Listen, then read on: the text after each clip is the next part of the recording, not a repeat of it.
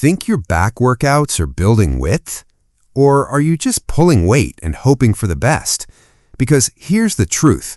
Most people training their back aren't actually training their lats. They're training their ego. And that's exactly why their V-taper never shows up. Let me ask you something.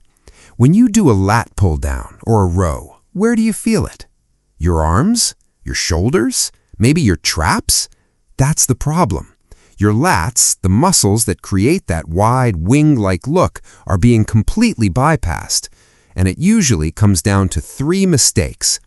Pulling with the hands instead of the elbows, letting momentum take over, and completely ignoring body positioning.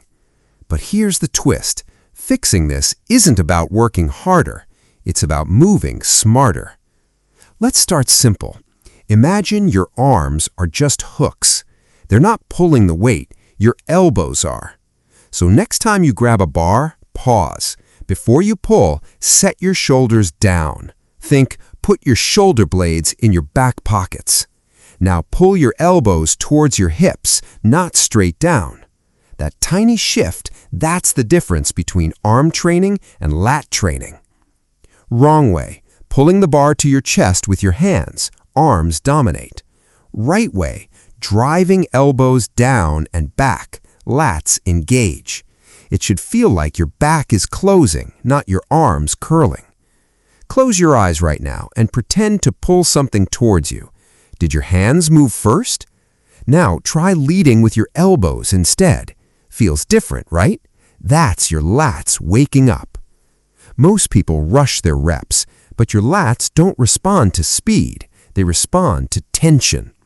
Pull in 1 to 2 seconds, hold for 1 second, then control the weight back up for 2 to 3 seconds. That stretch at the top, that's where growth starts. Think of your lats like a rubber band.